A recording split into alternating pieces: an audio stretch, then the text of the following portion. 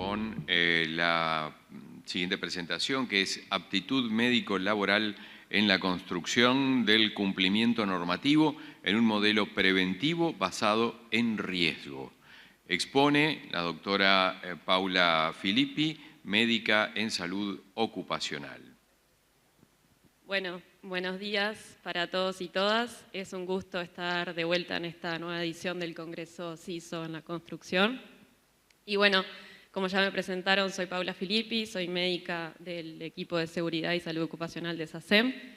Y en el día de hoy presentamos este tema que es la aptitud médico-laboral, que a veces en este tipo de congresos no lo hablamos mucho, no lo ponemos mucho sobre la mesa. Y junto con el doctor Arigón, que es parte del equipo también, que no pudo acompañarnos, la idea de traerles este desafío, ¿no?, de pensar de la exigencia normativa mínima a un modelo preventivo por riesgos específicos. Bueno, ¿cuál es nuestro contexto actual en esto, ¿no? ¿Desde qué lugar estamos parados para poder pensar hacia adelante? La realidad es que tenemos un vacío normativo, ¿sí?, sobre todo a nivel nacional, no tenemos criterios específicos, pautados y homogéneos. Tenemos, por ejemplo, la Ordenanza 145, que exige la vigilancia de la salud y que nos da los lineamientos básicos, sobre todo a nivel de los estudios médicos que tenemos que realizar, dependiendo de riesgos específicos, ¿no?, a los que estén expuestos los trabajadores. Y que esto es a nivel nacional y para todos los rubros y las industrias. Y además tenemos un impacto sectorial en la industria de la construcción, que justamente es el sector de mayor prevalencia de patología laboral y también de mayor accidentabilidad y riesgos. Justamente ese es el desafío principal de la industria, pensando también en la aptitud médico-laboral y en esto que decíamos de la mayor prevalencia de patología laboral y accidentabilidad, porque tenemos riesgos heterogéneos. La construcción combina diferentes tipos de tareas que implican diferentes exigencias tanto a nivel físico como cognitivo y sensorial, y eso también implica un modelo muy diferente en cada tipo de proyecto, un modelo de trabajo diferente en cada tipo de proyecto y de obra. Tenemos variabilidad e inequidad en lo que respecta a criterios homogéneos para la disparidad de las evaluaciones, lo que decíamos, tenemos falta de homogeneidad en los criterios evaluatorios, no todos están definidos los criterios que tenemos que seguir adelante para evaluar a los trabajadores respecto a una tarea específica. Y tenemos un objetivo que necesitamos trazar para dirigirnos hacia él, que es encontrar esos criterios homogéneos, preventivos y trazables que protejan al trabajador, al equipo y a terceros. Y recordar que la aptitud no debería ser un trámite administrativo, sino que debe convertirse en una herramienta real de prevención. Bueno, ¿y qué entendemos por aptitud médico-laboral, ¿no? ¿Qué es este documento y este acto médico? En verdad es una valoración médica que evalúa la relación dinámica entre las capacidades físicas y cognitivas de las personas y la demanda del puesto de trabajo. Del puesto de trabajo y sobre todo de la tarea específica que realice esa persona y principalmente de los procesos de trabajo al que se enfrente ese trabajador. Lo que no es y lo que no busca es clasificar personas en sanas o no sanas de forma binaria y no busca sustituir la formación técnica ni las habilitaciones operativas del cargo. Lo que sí busca es reducir el riesgo y adecuar las tareas a la capacidad real de la persona y fortalecer la vigilancia de la salud de forma específica al tipo de tarea que va a llevar a cabo el trabajador. Algo importante a destacar es que la certificación de aptitud para el trabajo es un acto médico laboral. Bueno, ¿y qué pasa en nuestro país? ¿Cuál es nuestro contexto actual a nivel nacional? Lo que a nosotros nos guía en la industria de la construcción a nivel de normativa nacional es el decreto 125 y justamente en relación a lo que es la aptitud médico-laboral tiene algunas limitaciones, por lo que decíamos de que no tenemos criterios específicos y homogéneos. Tenemos en la norma el reconocimiento de algunas situaciones críticas puntuales, pero no, como decíamos, estos criterios homogéneos que sean aplicables para todo el sector y para todas las categorías. Nos falta un sistema integral que nos permita definir mejor las aptitudes más allá de riesgos aislados. Lo que se menciona en el decreto 125 para andamios colgantes es que se exige examen médico específico para garantizar la aptitud sobre los andamios colgantes, andamios suspendidos. Para espacios confinados lo mismo, requiere evaluación médica rigurosa para trabajos en entornos cerrados o con ventilación limitada. El trabajo de posicionamiento con cuerdas, que establece que se haga un examen psicofísico previo. Este es una de las tareas que aparece la palabra psico, para roles críticos y operadores de maquinaria, y los trabajos con alta tensión, lo mismo. Como ven, nos dice que tenemos que hacer un examen médico, en algunas oportunidades aparece el prefijo psico, pero no nos especifica cuáles son estos exámenes médicos, qué tenemos que tener en cuenta nosotros como evaluadores a la hora de realizarlos, y tampoco nos dice qué estudios paraclínicos debemos realizar. Entonces, ¿cuáles son las brechas que tenemos en el modelo actual? Esas limitaciones estructurales que nos impiden generar una prevención efectiva. No tenemos un carné único sectorial de aptitud, tenemos el carné de salud, o el control de salud, como se le llama actualmente, pero es para salud general, no nos habla de aptitud médico-laboral para las tareas específicas. No tenemos, como decíamos, criterios homogéneos por tarea ni por puesto. Hay mucha variabilidad entre empresas, prestadores y evaluadores.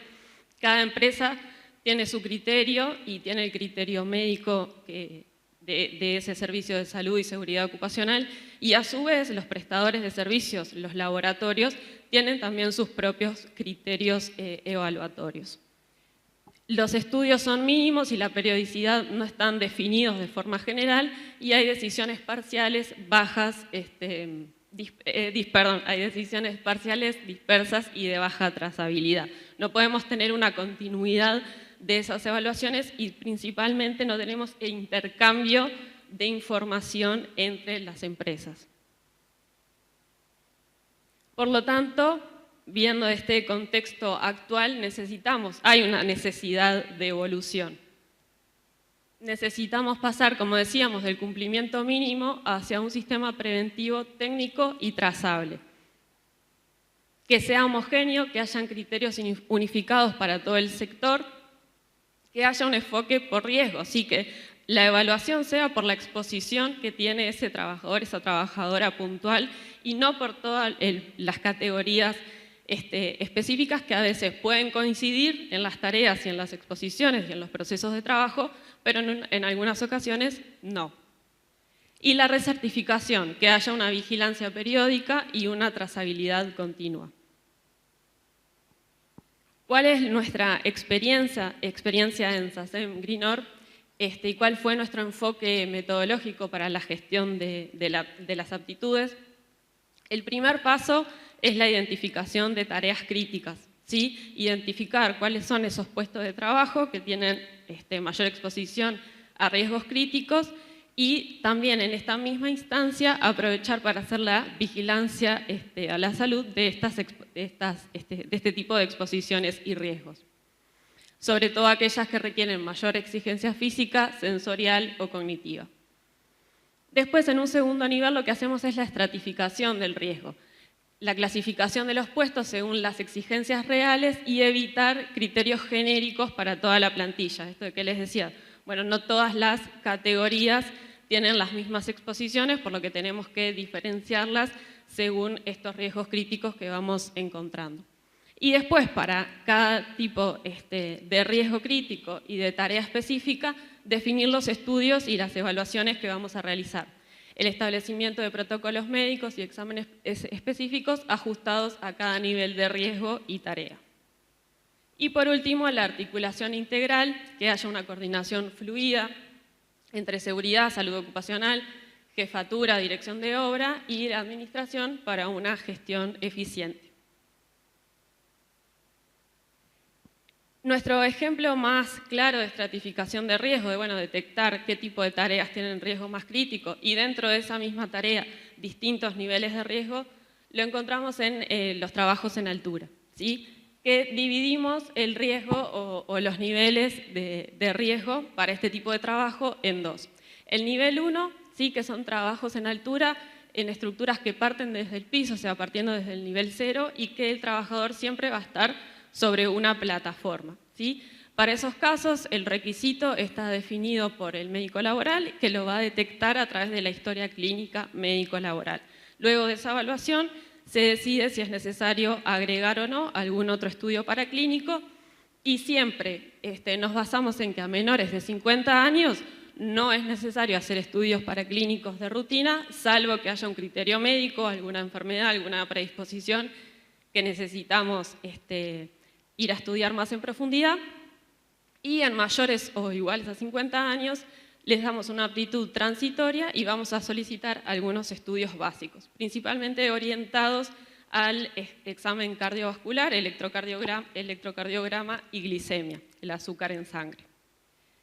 Después tenemos un segundo nivel de trabajos en altura, que ya son trabajos en altura con un mayor nivel de exposición y mayor riesgo de caída, que son lo que llamamos altura crítica, cuando se trabaja en balancines, guindolas, andamios colgantes o el trabajo en altura con posicionamiento con cuerdas.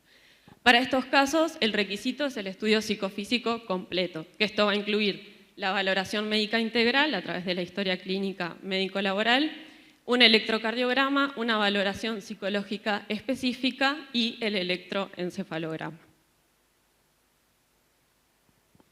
Bueno, y acá tenemos un poquito resumido lo que es la matriz de requisitos médicos, de estudios médicos por exposición específica, que lo que hacemos es intentar juntar, y que esto la verdad es que fue un sistema bastante pionero en SACEM, porque ya está dentro de su sistema de gestión desde hace muchos años, que combina la vigilancia de la salud, la vigilancia sanitaria, según la ordenanza 145, y los estudios médicos y las valoraciones necesarias para dar la aptitud médica para diferentes tareas.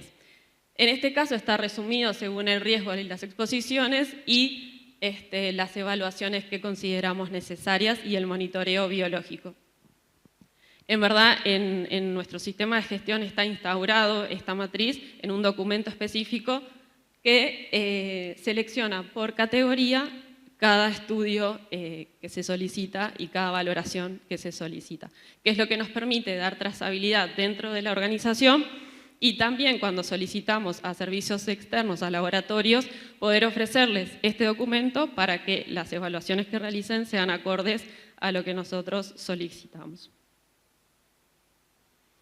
Y bueno, aprendizajes claves que hemos tenido y lecciones de esta experiencia en SACEM, de gestionar de esta forma las aptitudes, es que hay posibilidad de una vinculación real. La aptitud mejora sustancialmente cuando se vincula la tarea específica con el riesgo, con las exposiciones y qué estudios son necesarios para ese tipo de exposición.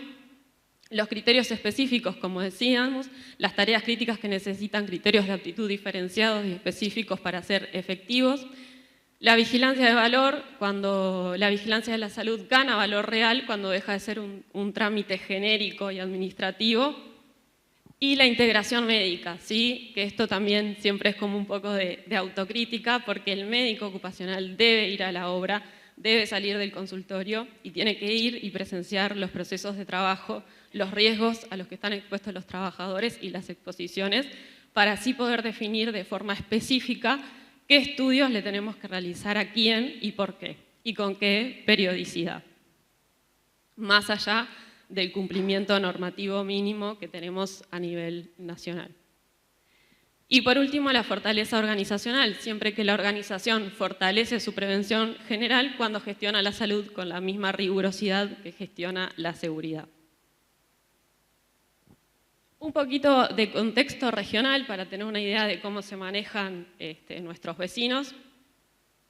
En Brasil, por ejemplo, existe una normativa nacional que abarca todas estas cosas que decíamos, que es el Programa de Control Médico de Salud Ocupacional, que especifica qué exámenes son obligatorios y en qué momento del vínculo laboral, al ingreso periódico de retorno al trabajo después de licencias médicas prolongadas mayores a 30 días, cuando hay cambios de riesgos o cambios de tareas y al egreso también. Después tienen, como decíamos, en cuanto a riesgos específicos, tienen una normativa para trabajo en altura que también especifica cuál es la evaluación médica enfocada en patologías de riesgo, sobre todo de mal súbito, que son sobre todo las patologías cardiovasculares, los trastornos del ritmo, que puede darnos algún caso de desvanecimiento o pérdida de conocimiento súbito. Y lo que nos expone a un mayor riesgo claramente de caída. Y también hace una consideración explícita de factores psicosociales a tener en cuenta para la evaluación de los trabajadores que se someten a este tipo de tarea. Tienen un documento obligatorio, que es el ASO, que debe consignar la aptitud específica que sea para altura. Y después, por otro lado, tenemos Argentina, que tiene un sistema bastante similar. Tiene una normativa nacional que regula los exámenes médicos según también las etapas del vínculo laboral, preocupacional, periódico, cuando hay transferencia de actividad y cuando hay ausencias prolongadas, y también al egreso. Especifica cuándo hay que hacer los estudios y qué estudios hay que hacerse según el tipo de tarea. Y por otro lado, específico para el riesgo de trabajo en altura, también tienen medidas específicas de seguridad que están en este mismo documento, en el que están las especificaciones de seguridad, cuáles son los procedimientos que se tienen que realizar, los equipos de protección, los equipos de rescate que se deben utilizar, y en ese mismo documento se manifiestan los requerimientos médicos, las evaluaciones médicas y de salud que se deben realizar a estos trabajadores. Y toda esta información queda en un legajo técnico de obra, que es toda la documentación médica y de aptitud para altura, se incorpora al legajo de la persona. Bueno, y en cuanto a lo que podemos obtener de estos modelos, de estos países vecinos, de este contexto regional, lo que podemos aprender y lo que podemos tomar para poder generar nuestro propio modelo es esto, una base común unificada. Es posible establecer una evaluación médica básica común para todo el sector y eliminar esa dispersión y esa falta de homogeneidad de la que hablábamos. Que haya una modularidad por riesgo, o sea, el examen base del que hablamos, a este examen básico que es para todos, les vamos a ir agregando distintos niveles de estudios médicos según el riesgo y la exposición en la tarea que lleven adelante. La documentación tiene que ser trazable, tiene que haber una documentación generada que sea homogénea y que sirva como herramienta activa de prevención y no solamente como un archivo legal, ¿no? Es el papelito que guardamos, ya tengo el apto, lo tengo pronto, lo guardo, se lo muestro a la persona que lo necesite y chao. La idea de esto es que justamente esta documentación y esta información de salud de la persona pueda ser trazable, pueda seguir con una continuidad en todo su vínculo laboral con la organización e incluso poder intercambiar cuando esa persona egrese y comience un vínculo laboral con otra organización. Me faltó la dinámica temporal, que bueno, justamente la aptitud debe ordenarse según el momento del vínculo, si es al ingreso, si es periódico, si es por un cambio de tarea o incluso al egreso. Y bueno, la evolución es posible, ¿sí? Si comparamos los modelos, ¿no? Desde el escenario actual a lo que aspiramos, a lo que queremos llegar.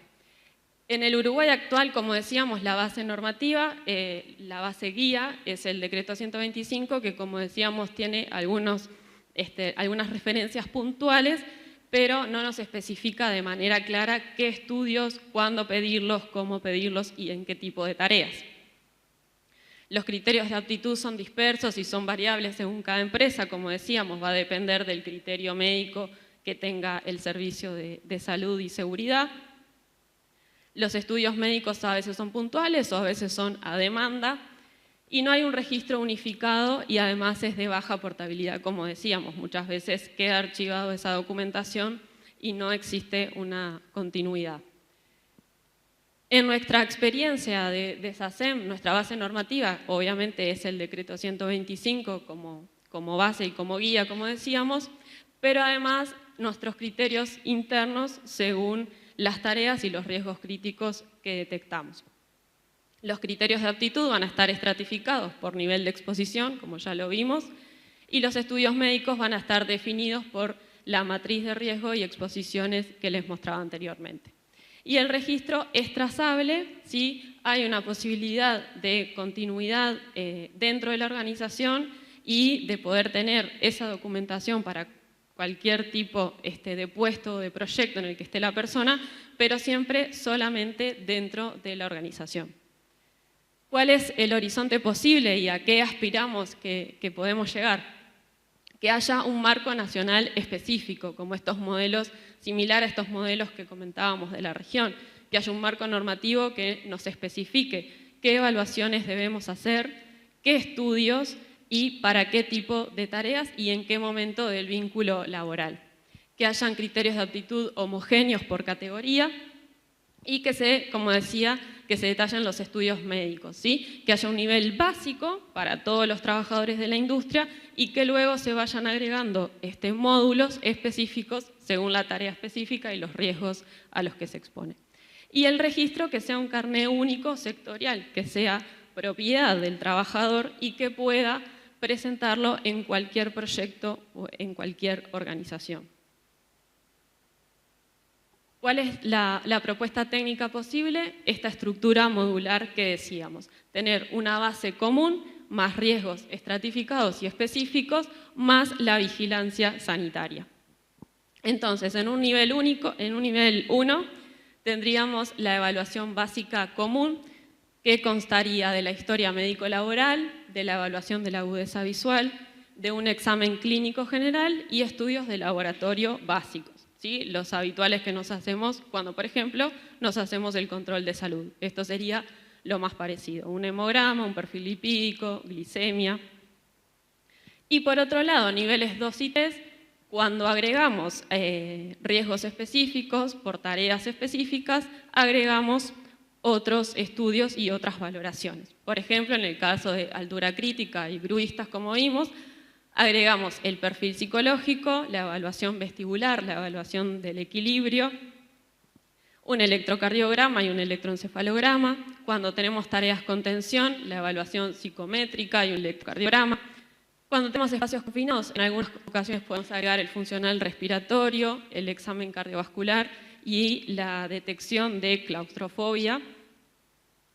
Y cuando estamos en contacto con agentes físicos o químicos, dependiendo de cuál sea esta exposición, vamos a solicitar la audiometría, la radiografía de tórax y el funcional respiratorio. Que eso básicamente es lo que nos marca la ordenanza 145.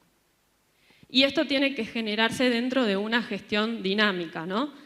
Además de estos criterios, vamos a tener que tener una vigilancia periódica, un control de salud regular y ajustado a la edad del trabajador y a la exposición acumulada también. No es lo mismo un trabajador que recién inicia a trabajar en tareas con exposición a polvo que un trabajador que lo viene haciendo desde hace 10 años, ¿no? Esa exposición acumulada también aumenta el riesgo a desarrollar ciertas patologías. La recertificación, ¿sí? La renovación de la aptitud para estas tareas críticas, definir si va a ser anual, si va a ser bianual y obviamente siempre que haya un cambio de puesto tiene que haber una reevaluación. Y el seguimiento y retorno, como siempre, post accidentes o reintegros médicos luego de licencias médicas prolongadas o cuando hay detección de nuevas patologías, es necesario realizar una nueva valoración de ese trabajador. Y el objetivo de esta gestión justamente es la trazabilidad total dentro de la organización, pero también entre las organizaciones y entre la industria. Entonces, este sería como el objetivo final y a lo que estaría bueno que podamos llegar. Un carné único sectorial de aptitud, un sistema integrado, portátil y transparente. Entonces, nos va a permitir este carné único que sea un documento estandarizado para todo el sector y que permita el seguimiento histórico del trabajador, no solo en una organización puntual. Nos evita duplicaciones y sobre todo nos evita que la persona se exponga muchas veces a realizar más del mismo tipo de estudio. Muchas veces pasa que quizás ya tenía la valoración por exposición a polvos, ya le habían hecho una radiografía de tórax y en otra nueva organización le solicitan nuevamente, quizás en un periodo de tiempo muy corto, 1 año o 6 meses. Y debemos saber que muchas veces también los estudios médicos que utilizamos para poder detectar a tiempo ciertas cosas o prevenir ciertas cosas, muchas veces no son inocuos, ¿no? Por ejemplo, una radiografía emite radiación para las personas, entonces no está bueno que le estemos repitiendo cada muy poco tiempo. Esto lo que nos permite es no duplicar este tipo de estudios que pueden llegar a tener cierta repercusión también en las personas y los tenemos que trabajar con cuidado. Mejora la portabilidad, facilita la movilidad laboral, validando la aptitud vigente en cualquier proyecto nacional, como decíamos. El control de vigencias, tener una gestión de vencimientos y alertas en tiempo real para mantener la cobertura al día, que podamos estar notificados tanto los médicos, pero también el propio trabajador. Y esto también nos permite algo muy importante, que es empoderar al trabajador de su salud, del cuidado de su salud y de también la conciencia de riesgo y la conciencia de exposición a distintos riesgos que tiene en la tarea. Cuando el trabajador sabe a qué cosas están expuestos y qué riesgos para su salud puede tener, se va a cuidar más y se va a apropiar del cuidado de esa salud. Si el trabajador tiene su propio carnet, lo va a autogestionar, lo va a controlar también su vigencia, también va a incidir en la forma de que se cuide a la hora de realizar sus tareas.